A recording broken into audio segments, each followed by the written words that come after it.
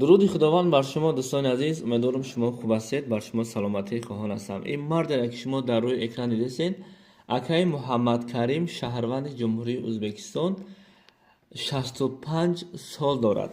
بینید که در همین سن سال نگاه نکرده همه طرفه فعال است، یعنی که طرز کشیدن تورنیک و این دیگر کارهایش. خب دوستان، از شما خواهش ویدیو را تا آخر با دقت تماشا کنید و معلومات پورا و ایدی همین امک بگیرین و حتما لایک و پادپیساسی را فراموش نکنید.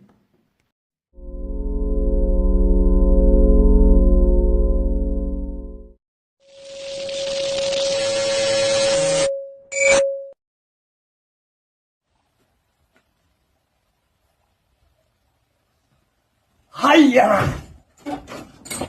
Oraptı. Yok birim.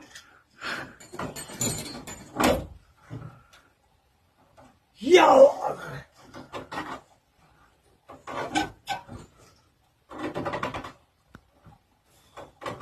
Hayya!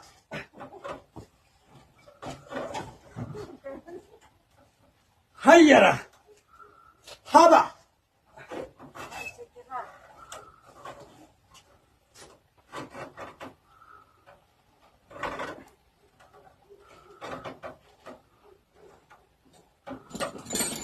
Hadi.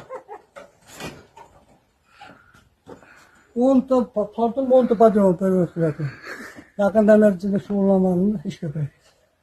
Onu sen ne tutup koyun geldi.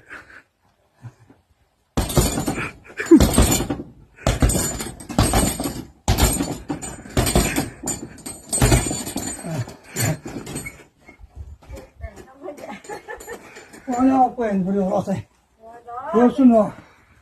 Yoksa şu adam şuna kadar geldi. Hadi.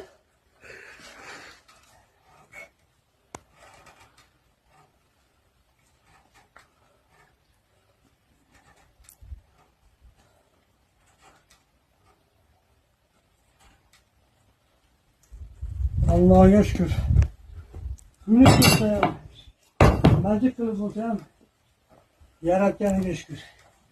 Aynen poy kıl yarat koyan iş.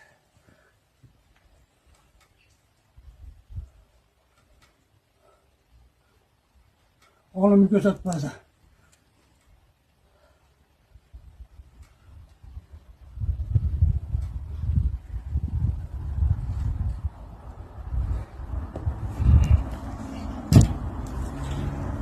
Aç.